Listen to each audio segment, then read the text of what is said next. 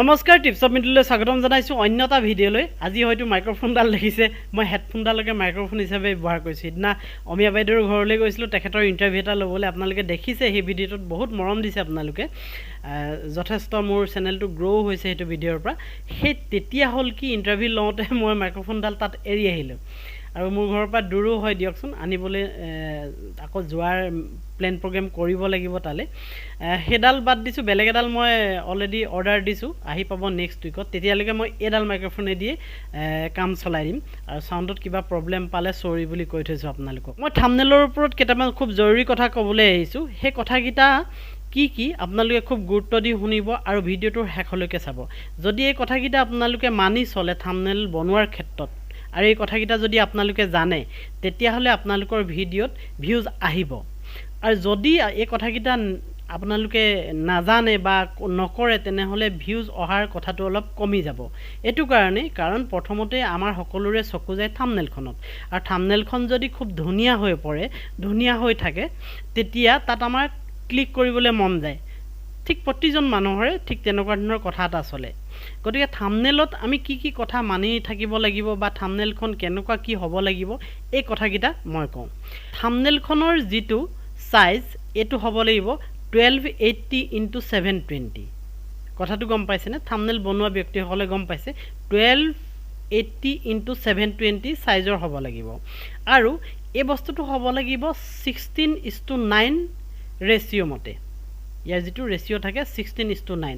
আমাৰ কেইবাটাও ৰেচিঅ' থাকে, 1:1 থাকে। আপুনি চাবচোন, যদি কাইন মাষ্টাৰত আপুনি কৰে, বা আপুনি ধৰক অন্য এপতো কৰিব পাৰে।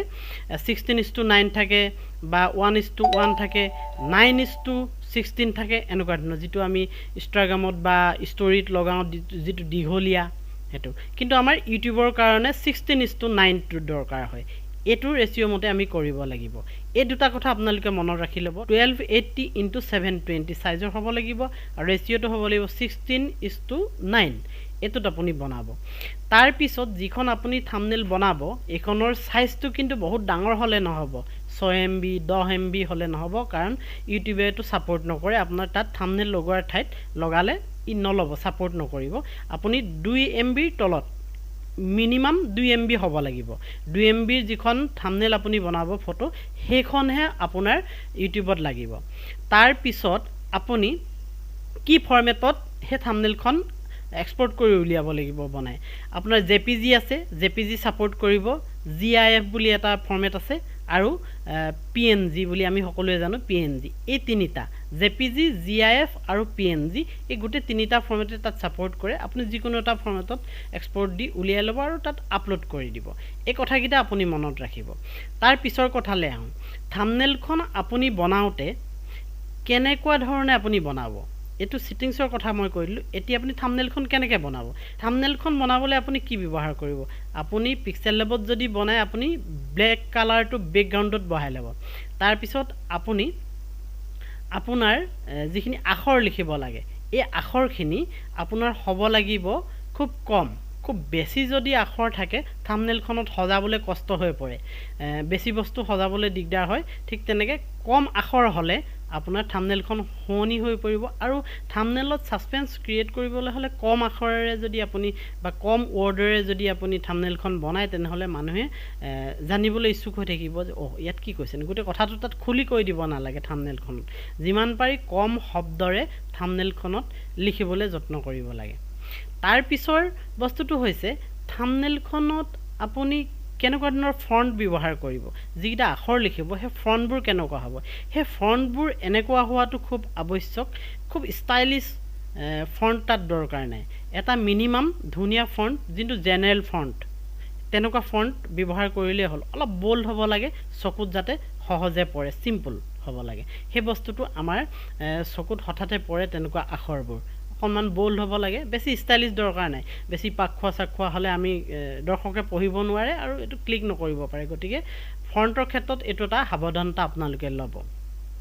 ইয়াৰ পিছত আপোনাৰ আহিব যিটো আমাৰ থাম্বনেইলত মানুহৰ যিটো ফটো, আপুনি এতিয়া ক্ৰিয়েটৰ চেনেলটোৰ আপোনাৰ ফটো তাত দিবলৈ যত্ন কৰিব, বা আপোনাৰ ভিডিঅ'টোৰ লগত আপোনাৰ কণ্টেণ্টটোৰ লগত কাৰোবাৰ যদি ৰিলেট থাকে তেখেতৰ ফটো দিবলৈ যত্ন কৰিব ফটো দিলে মানুহৰ আগ্ৰহটো অলপ বেছিকৈ বাঢ়ি যায় ক্লিক কৰিবলৈ মন যায় এটা বিশ্বাসযোগ্যতা আহে এইটো মানুহৰ এটা প্ৰৱণতা ফটোখন দেখিলেই মানুহজনেনো কি কৈছে কি নকৈছে এই কথাখিনি চাবলৈ মন যায় গতিকে মানুহৰ ফটো আপুনি ব্যৱহাৰ কৰিব নিজৰ ফটো আৰু কণ্টেণ্টটোৰ যদি কাৰোবাক আৱশ্যক হৈছে তেখেতৰ ফটো বিষয়বস্তুটোৰ লগত মিলা শেষত মই কৈছোঁ থাম্বনেইলখনত আপুনি ক্লিক বেট কৰিব বা নকৰিব এই দুটা কথা আটাইতকৈ প্ৰয়োজনীয় বস্তুটোৱে হৈছে ভিডিঅ'টোৰ আটাইতকৈ প্ৰয়োজনীয় বস্তুটো হৈছে থাম্বনেইলখন বনোৱাৰ পিছত আপুনি থাম্বনেইলখনত ক্লিক বেট কৰিব নকৰিব ক্লিক বেট কি মই ভিডিঅ' বনাই থৈছোঁ আপোনালোকে চাব পাৰিব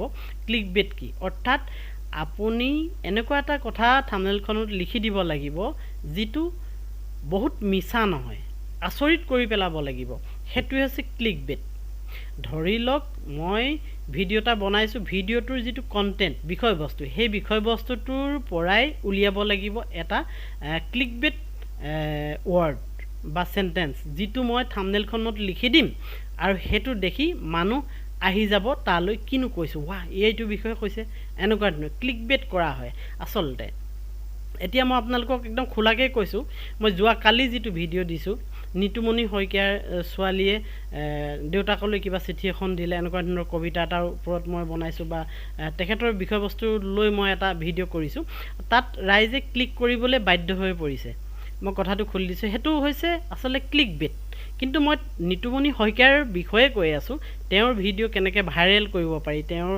ছাবজেক্টটো লৈ আমি কেনেকৈ ভিউজ আনিব পাৰোঁ কিন্তু তাত মই ক্লিক বেট কৰিছোঁ কিন্তু ইমান মিছাও নহয় কিন্তু থাম্বনেইলখন দেখিলে ৰাইজে ভাবিছে যে নিতুমণি শইকীয়া একদম কইনাৰ বিষয়ে কৈছে বা কইনা ছোৱালীজনীয়ে তেওঁৰ বিষয়ে কৈছে কিনো কৈছে চাবলৈ এনেকুৱা ধৰণেও মানুহ দুই এজন আহিছে হয়তো তাত ক্লিক কৰিবলৈ বিষয়বস্তুটো জানিবলৈ কাৰণ নিতুমণি শইকীয়া বুলিলে সকলোৱে চিনি পায় অসমৰ গতিকে মই আপোনালোকক তেনেকুৱা ধৰণে বুদ্ধিৰে ক্লিক বেট কৰিবলৈ কৈছোঁ একদম নোহোৱা দুপজা কথা এটা আপোনালোকে মিছাকৈ থাম্বনেইলত লিখি দিব নোৱাৰিব আৰু সেইটো নিলিখিব কিন্তু কণ্টেণ্টটোৰ লগত মিলা ৰজিতা খাই থকা আপুনি কথা আপুনি থাম্বনেইলখনত লিখিব পাৰে যিটোৰ পৰা আপোনাৰ ওচৰলৈ ভিউজ আহিব আৰু দৰ্শকৰো ইমান হাৰ্ম নহ'ব অপকাৰ নহ'ব এই ক্লিক বেটটো কৰিব আৰু নকৰিব এইটো আপোনাৰ ওপৰত নিৰ্ভৰ কৰে আৰু মই বিশেষকৈ পৰামৰ্শ দিওঁ থাম্বনেইলত আপুনি ক্লিক বেট কৰক কিন্তু বহুত মিছা কথা এটা কৈ নহয় সঁচা কথা কৈয়ে কৰক